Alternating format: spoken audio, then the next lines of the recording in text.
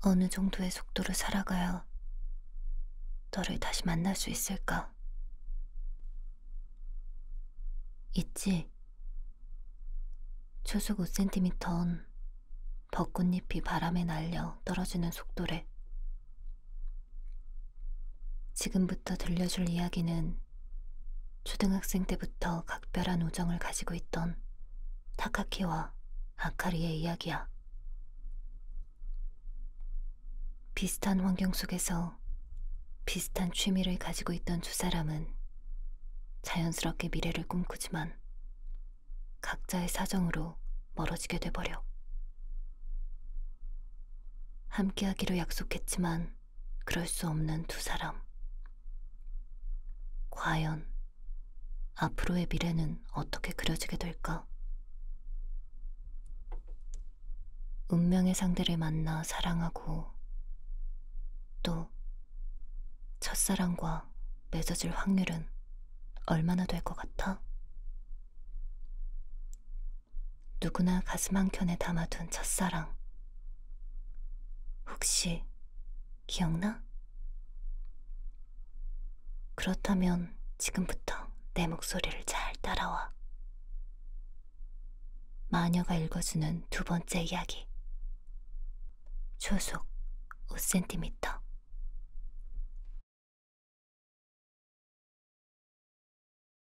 있잖아.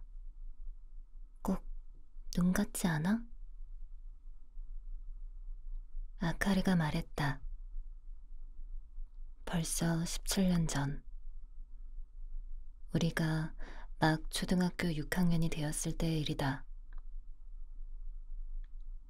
방과 후 우리는 가방을 메고 작은 잡목숲 옆을 지나고 있었다. 계절은 봄. 잡목숲에는 꽃이 활짝 핀 벚나무가 끝없이 늘어서 있었고 아스팔트 바닥은 하늘하늘 떨어져 내린 벚꽃에 뒤덮여 온통 흰색이었다.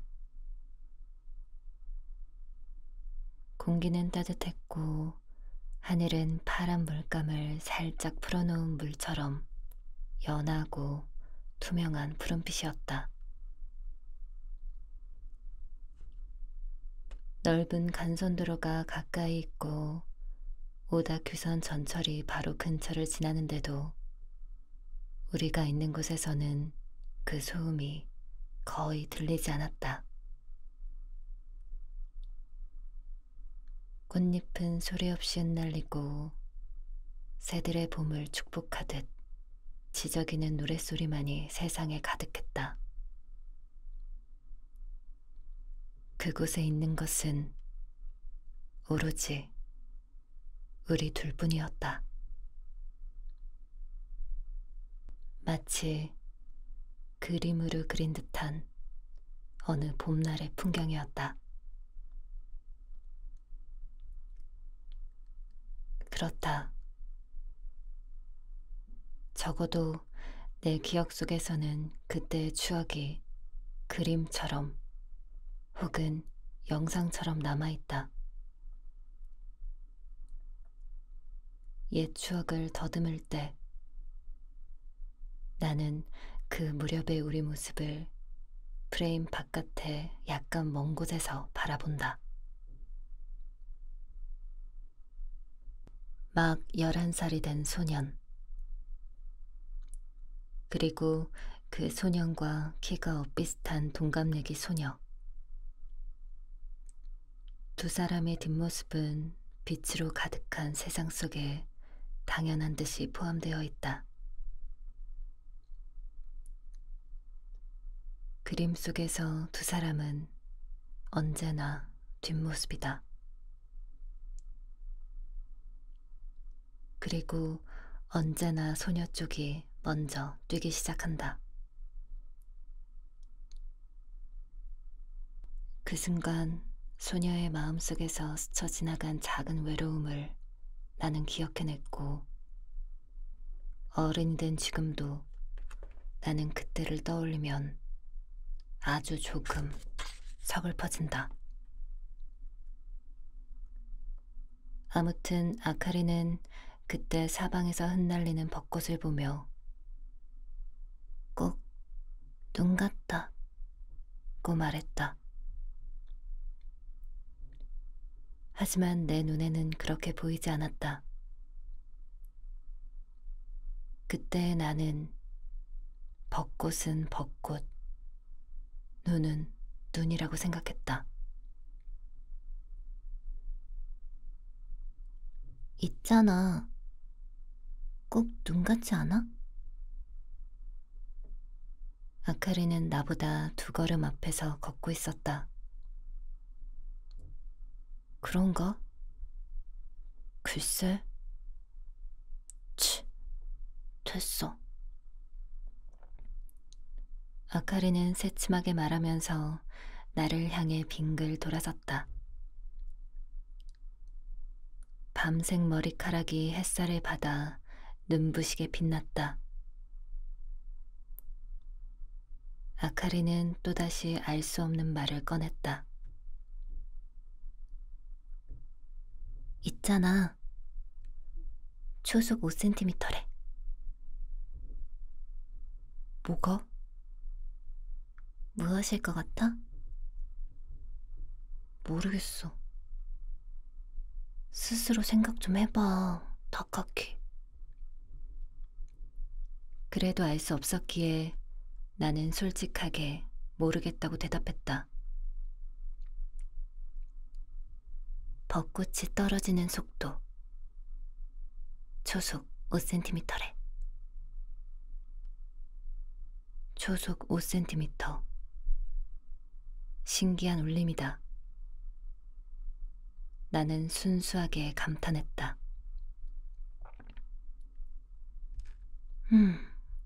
아카리는 그런 거 잘 알더라. 아카리는 후후 하고 기쁜 듯이 웃었다. 다른 것도 알아.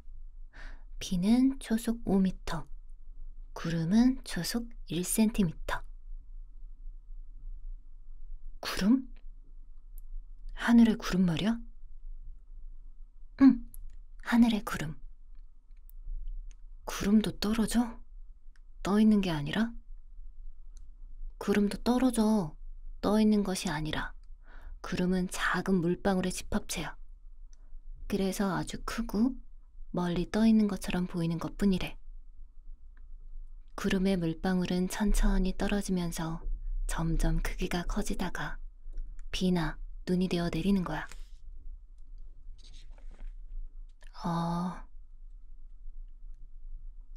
나는 진심으로 감탄하며 하늘을 봤다가 다시 벚꽃을 보았다.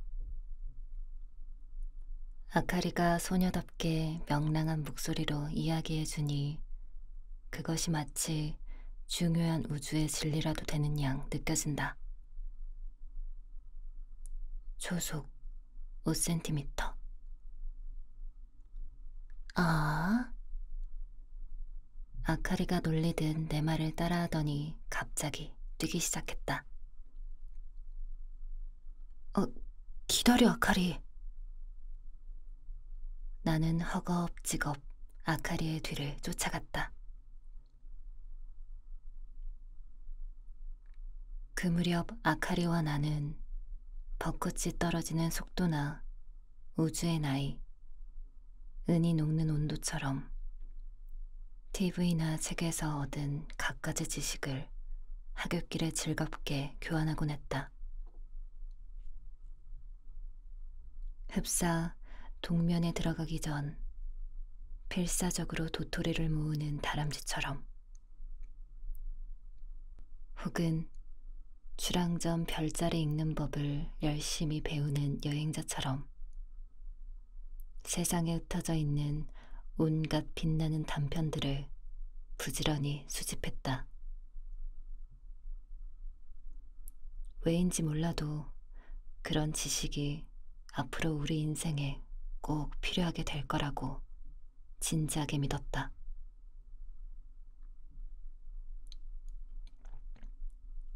그렇다. 그래서 나와 아카리는 그 무렵 많은 것을 알고 있었다. 계절별 별자리 위치도 알았고, 목성이 어느 방향에서 어떤 밝기로 보이는지도 알았다. 하늘이 파랗게 보이는 이유, 지구에 계절이 있는 이유, 네안데르탈린이 모습을 감춘 시기, 이제는 사라져버린 캄브리 아기 생물의 이름 같은 것들도 알고 있었다. 우리는 우리보다 훨씬 크고 멀리 있는 모든 것을 몹시도 동경했다. 지금은 그런 감정을 거의 잊어버렸지만, 지금은 그저 예전에는 알고 있었다는 사실만을 기억할 뿐이지만.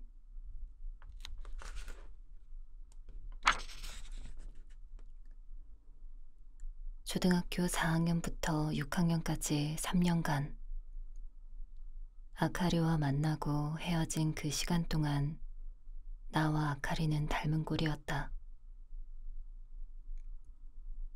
둘 다 아버지 직장 때문에 전학이 잦았고 도쿄의 초등학교로 전학 갔다. 3학년 때 내가 나가노에서 도쿄로 전학을 왔고, 아카리는 4학년 때 시즈오카에서 우리 반으로 전학을 왔다. 전학 첫날, 긴장한 표정으로 칠판 앞에 굳어있던 아카리의 모습이 지금도 기억난다. 봄날의 햇살이 교실 창문으로 비쳐 들어왔다. 연한 분홍색 원피스를 입고 두 손을 꼭 모아진 긴 머리 소녀는 어깨 아래쪽은 빗속에, 어깨 위쪽은 그림자 속에 갈라져 담겨 있었다. 긴장해서 뺨은 발갛게 물들어 있고 입술은 꼭 깨물었으며 동그랗게 뜬 눈은 앞쪽의 한 점을 뚫어지게 응시했다. 1년 전 나도 꼭 저런 표정을 지었을 거란 생각에 그 소녀가 몹시도 친근하게 느껴졌다. 그래서 아마도 내가 먼저 말을 걸었던 것 같다. 우리는 금세 친해졌다. 도쿄 세타가야구 토박이인 같은 반 친구들이 굉장히 어른스러워 보인다는 이야기, 전철역 앞에 사람이 너무 많아서 숨이 막힌다는 이야기, 수돗물이 깜짝 놀랄 만큼 맛이 없다는 이야기. 내게는 절실했던 이런 문제들을 공유할 수 있는 사람은 오로지 아카리뿐이었다. 우리는 둘 다 키가 작고 병치레가 잦았으며 운동장보다 도서관을 좋아하고 체육 시간을 싫어했다. 나도 아카리도 여럿이서 시끄럽게 떠들고 놀기보다 한 사람하고만 느긋하게 이야기를 나누거나 혼자 책 읽는 쪽을 좋아했다. 당시 나는 아버지가 근무하시는 은행의 사택에서 살고 있었고, 아카리네 집도 마찬가지로 어떤 회사의 사택이었다. 집에 가는 길도 중간까지는 같았다. 그래서 우리는 아주 자연스럽게 서로를 필요로 하게 되었고, 쉬는 시간이나 방과 후에 많은 시간을 둘이서 함께 보냈다. 그러다 보니 당연히 같은 반 아이들에게 놀림도 많이 당하게 되었다. 지금 생각해보면 별것도 아닌 말이나 행동이었는데, 그 무렵에 나는 아직 그런 일들에 능숙하게 대처할 줄 몰랐고 별것 아닌 그 일에도 매번 큰 상처를 받았다. 나와 아카리는 점점 더 서로를 필요로 하게 되었다. 한 번은 이런 일이 있었다. 점심시간에 화장실에 갔다가 교실로 돌아와 보니 아카리가 칠판 앞에 혼자 우두커니 서 있었다. 칠판에는 우산 그림 밑에 나와 아카리의 이름이 적혀 있었다. 반 아이들은 멀찍이 서 그런 아카리를 보면서 소곤대고 있었다. 아카리는 그런 장난을 하지 않기를 바라며 그 낙서를 지워버리려고 칠판 앞까지 나오긴 했지만 부끄러운 나머지 아무것도 하지 못하고 멈춰서 버린 것이리라. 나는 그 상황에 순간적으로 욱해서 말없이 교실로 들어가 칠판 지우개로 낙서를 마구 지워버렸다. 그러고는 도대체 왜 그랬는지 모르겠지만 아카리의 손을 붙잡고 교실 밖으로 뛰쳐나왔다. 등 뒤에서 반 아이들이 놀리는 소리가 들려왔지만 우리는 무시하고 계속 달렸다.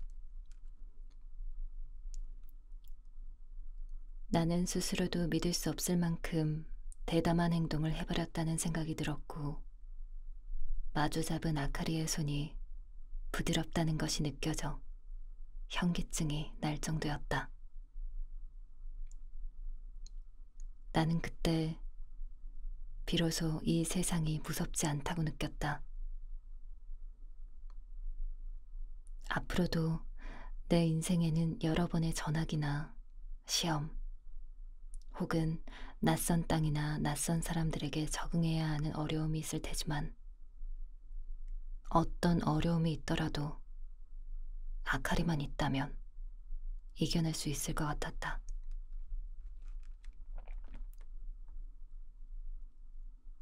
연애라 부르기에는 아직 풋내나는 감정이었지만 나는 그때 분명히 아카리를 좋아했고 아카리 또한 나와 같은 마음이라는 것을 분명하게 느꼈다. 손을 꼭 마주잡고 함께 달리면서 나는 그것을 더욱 확신할 수 있었다. 우리 둘이 함께라면 앞으로 그 무엇도 두렵지 않으리라는 생각이 강하게 들었다. 그리고 그 마음은 아카리와 함께 지낸 3년 동안 빗바르지 않고 갈수록 더 단단해졌다.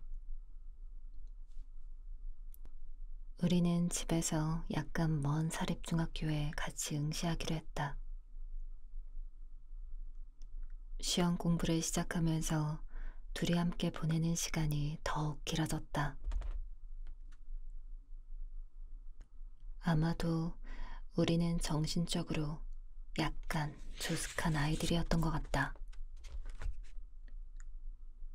그래서 우리가 둘만의 세계에 빠져 있다는 것을 자각하면서도 그것이 앞으로 찾아올 새로운 중학생활을 위한 준비 기간에 불과하다고 철석같이 믿었다.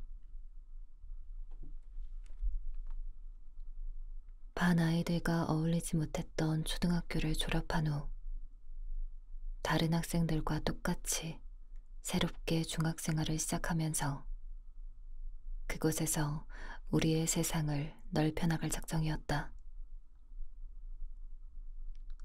그뿐 아니라 중학생이 되면 우리 사이의 이 흐릿한 감정도 좀 더 또렷한 윤곽을 갖추게 될 것이란 기대감도 있었다. 그리고 언젠가는 좋아해 라는 말을 서로에게 할 수 있게 되리라고. 주위와의 거리도 서로 간의 거리도 분명히 더 적절하게 변해갈 거라고. 그렇게 우리는 앞으로 더 강해지고 더 자유로워질 거라고 믿었다.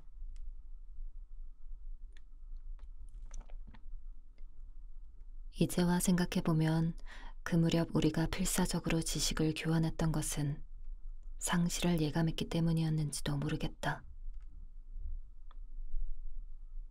분명히 서로 끌리고 계속 함께 있기를 바랬지만 어쩌면 그러지 못할 수도 있다는 것을 그동안 전학 다닌 경험을 통해서 느꼈고, 그래서 두려워한 것일지도 모르겠다. 언젠가 소중한 사람이 사라져버렸을 때를 대비해 그의 단편을 필사적으로 교환했던 것일지도 모르겠다. 결국 나와 아카리는 각각 다른 중학교로 진학하게 되었다. 초등학교 6학년 겨울밤, 아카리의 전화를 받고 그 사실을 알았다. 아카리랑은 전화로 이야기한 적이 별로 없을 뿐 아니라 밤늦은 시간에 전화가 오는 것은 더욱 드문 일이었다. 그래서 엄마가 아카리 하면서 무선 전화기를 건네주었을 때 조금 불길한 예감이 들었다. 아카리는 전화기에 대고 작은 목소리로 타카키, 미안해 하고 말했다. 그 뒤로 믿을 수 없는 말이, 내가 제일 듣고 싶지 않았던 말이 이어졌다. 같은 중학교에 갈 수 없게 됐어 하고 아카리는 말했다. 아버지의 사정 때문에 봄방학 때 키타칸토 지역의 작은 마을로 이사가게 되었다고 했다. 금방이라도 울음을 터뜨릴 것처럼 떨리는 목소리였다. 나는 영문을 알 수 없었다. 갑자기 몸이 뜨거워지고 머리는 차가워졌다. 아카리가 무슨 말을 하는지, 어째서 그런 말을 나한테 해야만 하는지 이해가 잘 되지 않았다.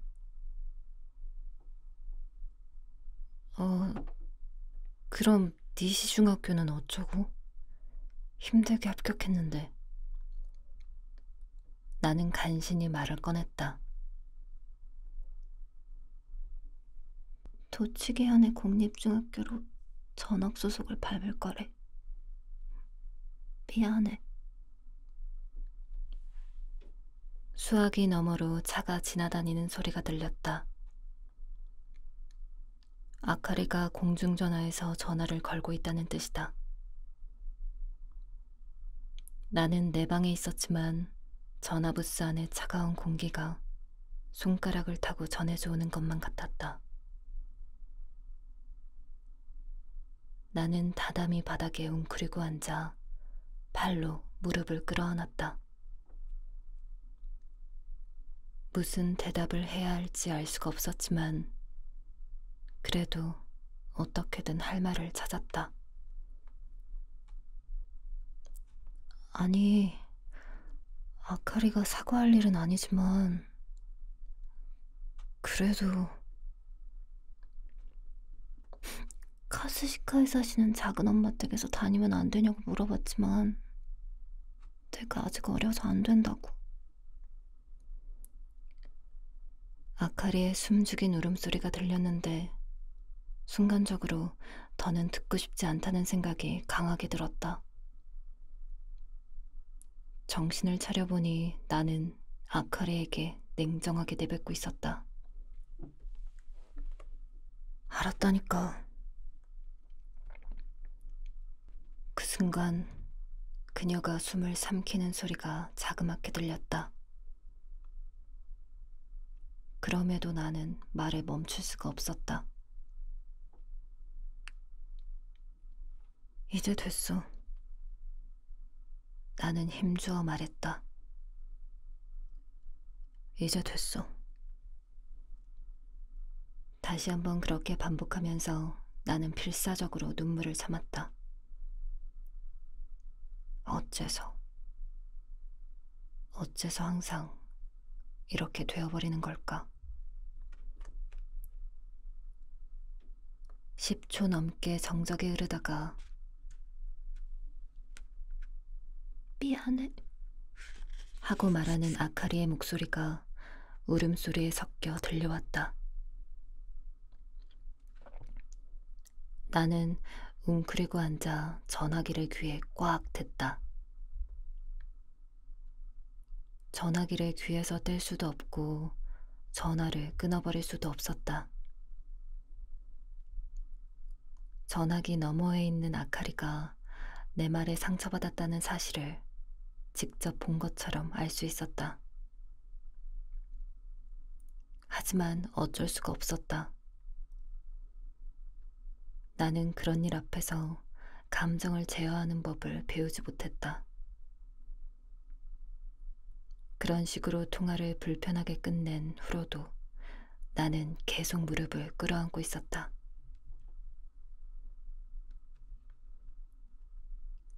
그 후로 며칠을 나는 몹시 우울한 기분으로 보냈다.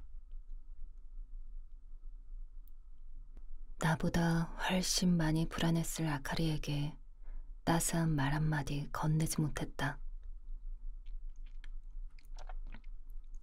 나 자신이 정말 부끄러웠다.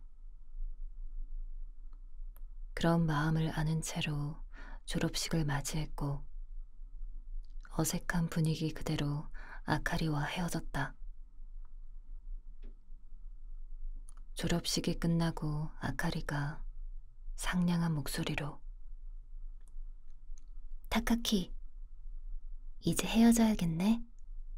하고 말을 걸어줬는데 그때도 나는 고개만 숙였을 뿐 아무 대꾸도 하지 못했다. 하지만 어쩔 수 없지 않은가. 지금껏 나는 아카리에게만 의지해서 살아왔는데 나는 분명 이제부터 어른이 되려 하고 있지만 그것은 어디까지나 아카리가 있어줬기에 가능한 일일 뿐 나는 아직도 어린아이인 것이다. 알 수 없는 힘에 모든 것을 빼앗겼는데 아무렇지 않을 리가 있겠는가. 아직 12살밖에 안 된 아카리에게는 선택의 여지가 없었을 것이다. 하지만 그렇다 하더라도 우리는 그런 식으로 헤어져서는 안 되었다. 절대로.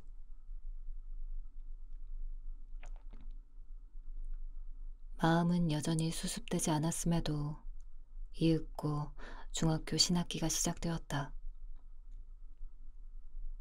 나는 싫어도 그 낯선 새 출발의 나날들과 맞서 싸워야만 했다. 아카리와 함께 다닐 예정이었던 중학교에 혼자 다니고 조금씩 새 친구들을 사귀었으며 큰맘 먹고 축구부에 들어가서 운동도 시작했다. 초등학교 때에 비하면 매일같이 바빴지만 내게는 오히려 그것이 나았다. 혼자서 보내는 시간이 예전처럼 편하지가 않았다. 편하기는커녕 솔직히 고통스러웠다. 그래서 나는 최대한 적극적으로 친구들과 긴 시간을 보냈고 밤에는 숙제를 다 하자마자 얼른 이불 속으로 들어갔으며 매일 일찍 일어나 열심히 축구부 아침 훈련에 참가했다. 아카리도 분명 새로운 곳에서 나처럼 바쁜 나날을 보내고 있을 테지. 그렇게 살면서 점차 나를 잊어주기를 바랬다. 마지막에 내가 아카리를 외롭게 만들고 말았으니까 나 또한 아카리를 잊어야 한다. 나도 아카리도 전학다닌 경험을 통해 그 방법을 배워왔을 터였다. 본격적으로 더워지기 시작하는 여름 무렵 아카리에게서 편지가 왔다. 아파트 우편함에서 연한 분홍색 편지지를 발견하고 그것이 아카리가 보낸 편지임을 알았을 때 나는 기쁨보다 당혹감을 먼저 느꼈던 것으로 기억한다. 왜 이제 와서? 하고 나는 생각했다. 지난 반년 동안 아카리가 없는 세상에 익숙해지려고 필사적으로 노력해왔건만 이런 편지 같은 것을 받았다가는 아카리가 없는 외로움을 기억해내고 말 텐데. 그렇다. 결국 나는 아카리를 잊으려 했지만 오히려 아카리만을 생각하고 있었던 것이다. 친구들을 많이 사귀었지만 오히려 그때마다 아카리가 얼마나 특별했는지를 깨달았을 뿐이다. 나는 방에 틀어박혀 아카리가 보낸 그 편지를 읽고 또 읽었다. 수업 중에도 교과서 사이에 끼워놓고 몰래 읽었다. 내용을 모조리 외워버릴 정도로 반복해서. 그 편지는 토노 타카키에게 라는 말로 시작되었다. 아카리의 그립고도 단정한 글씨체다. 정말 오랜만이야. 잘 지내? 내가 사는 동네의 여름도 덥지만 도쿄에 비하면 지내기가 훨씬 편해. 하지만 지금 생각해보면 나는 도쿄의 푹푹 찌는 여름도 좋아했어. 녹아버릴 듯이 뜨겁던 아스팔트도, 아지랑이 너머로 보이던 고층 빌딩도, 백화점이나 지하철에서 추울 정도로 틀어대던 에어컨도. 묘하게 어른스러운 문장 사이사이에 작은 사파가 그려져 있었는데 나는 그것을 보고 소녀 아카리가 어른이 되어가는 모습을 상상했다. 짧게 근황만 담은 편지였다. 넉냥짜리 전철을 타고 공립중학교에 다닌다는 이야기. 체력을 키우기 위해 농구부에 들어갔다는 이야기. 큰맘 먹고 귀가 드러날 정도로 머리를 짧게 잘랐다는 이야기. 그랬더니 의외로 어색하다는 이야기. 나를 만나지 못해서 외롭다거나 하는 내용은 없었고 글귀만 봐서는 그녀가 새로운 생활에 순조롭게 적응하고 있는 것처럼 느껴지기도 했다. 하지만 아카리는 분명 나를 보고 싶어 한다. 이야기를 나누고 싶어 한다. 외로워한다. 나는 그것을 느꼈다. 그렇지 않다면 편지 같은 것을 쓸 리가 없다. 그리고 그 마음은 나도 똑같았다. 그 후로 나와 아카리는 한 달에 한 번꼴로 편지를 주고받게 되었다. 그때부터 나는 예전보다 삶이 훨씬 편해졌다는 느낌이 들었다. 예를 들어 수업이 지루하면 확실히 지루하다고 생각할 수 있게 되었다. 아카리와 헤어진 후에는 그저 그러려니 여겼던 축구부의 버거운 훈련이나 선배들의 부조리한 태도도 이제는 명확히 인식할 수 있게 되었다. 그리고 신기하게도 명확히 인식하게 되자 버티기가 훨씬 쉬워졌다. 우리는 편지에 일상의 불만이나 불평을 쓰지 않았다. 하지만 이 세상에 나를 이해해주는 딱 한 사람이 있다는 감각이 우리를 강하게 만들었다. 그렇게 중학교 1학년 여름이 지나고 가을이 지나고 겨울이 왔다. 나는 13살이 되었다. 지난 몇 개월 동안 키가 7cm나 자랐으며 몸에는 근육이 붙어 예전보다 감기에 잘 걸리지 않게 되었다. 나와 세상의 거리가 예전에 비해 훨씬 적절해져 간다고 느껴졌다. 아카리도 13살이 되었을 터였다. 같은 반 여학생들의 교복 입은 모습을 보면서 나는 때때로 아카리의 외모가 어떻게 변했을지 상상했다. 어느 날 아카리가 편지에 초등학교 때처럼 나랑 같이 벚꽃을 보고 싶다고 썼다. 그녀의 집 가까이에 굉장히 커다란 벚나무가 있다고. 봄에는 아마 그 나무에서도 벚꽃잎이 초속 5cm로 떨어지겠지?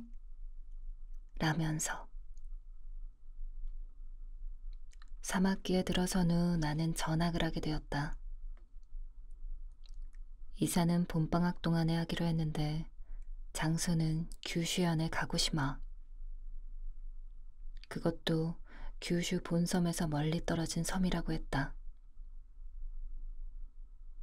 도쿄의 하네다 공항에서 비행기로 2시간 정도 걸리는 거리다. 거의 이 세상 끝이나 다름없는 곳이라고 나는 생각했다. 하지만 이미 그러한 생활 변화에 익숙했던 까닭에 그리 당혹스럽지는 않았다. 문제는 아카리와의 거리였다. 우리는 중학교에 진학한 이후 서로 만나지는 못했지만 사실상 아주 멀리 떨어져 있는 곳도 아니었다.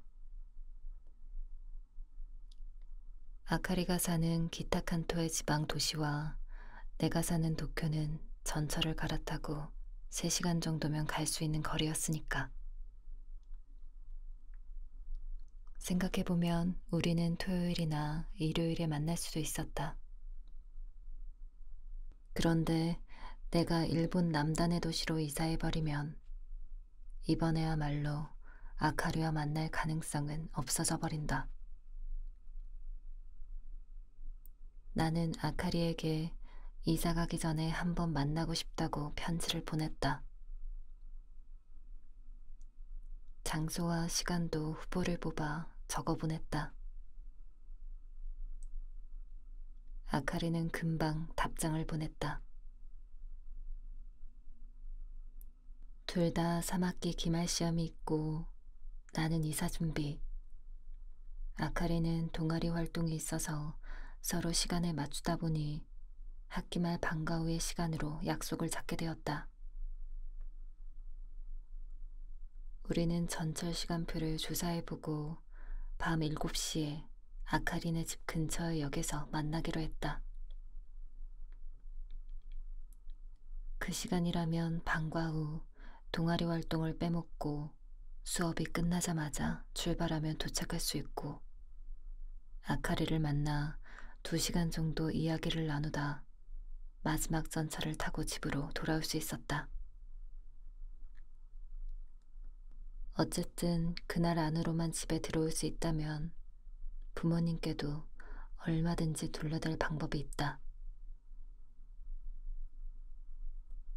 오다큐선과 사이큐선 그리고 으스노미야선과 료묘선을 갈아타야 하지만 그냥 갈아타기만 하는 것이기 때문에 요금도 왕복 3,500엔 정도면 되었다. 당시에 내게는 적지 않은 돈이었지만, アカリ를 만나는 일이 더 중요했다. 약속한 날까지 아직 2주는 남았던 터라 나는 아카리에게 줄 장문의 편지를 오랜 시간에 걸쳐서 썼다. 아마도 그것은 내가 태어나서 처음으로 써본 러브레터였을 것이다. 내가 꿈꾸는 미래가 어떤 것인지, 좋아하는 책이나 음악이 무엇인지, 또 아카리가 내게 얼마나 소중한 존재인지. 어쩌면 유치하고 풋내나는 감정의 표현이었을지 몰라도 나는 최대한 정직하게 써내려갔다. 구체적으로 무슨 내용이었는지 지금은 잘 기억나지 않지만 편지지로 8장쯤 되었던 것 같다. 그 무렵에 나는 아카리에게 전하고 싶은 말, 알리고 싶은 일이 정말로 많았다. 그것은 아카리가 알아주기를 바랬던 당시 나의 단편이었다. 그 편지를 아카리가 읽어주기만 하면 나는 가고시마에서도 잘 버텨낼 수 있으리라 생각했다. 아카리에게 보낼 편지를 쓰는 며칠 동안 나는 몇 번 아카리 꿈을 꿨다. 꿈속에서 나는 몸집이 작고 재빠른 새였다. 전선으로 뒤덮인 밤에 도심을 헤치고 날카롭게 날개를 퍼덕이면서 빌딩 위로 날아올랐다. 땅을 달리는 것보다 몇백 배는 빠른 속도와 세상에서 단 하나뿐인 소중한 사람 곁으로 가고 있다는 들뜬 마음에 작은 새가 된 내 몸에서 짜릿한 쾌감이 흘러넘쳤다. 삽시간에 지상이 멀어졌고 거리의 밀집한 불빛은 세찬 밤바람에 별처럼 반짝였으며 줄지어선 차량들의 불빛이 꼭 맥박치는 동맥이나 정맥처럼 보였다. 이윽고 내 몸은 구름을 뚫고 달빛이 가득히 쏟아지는 운해로 빠져나왔다.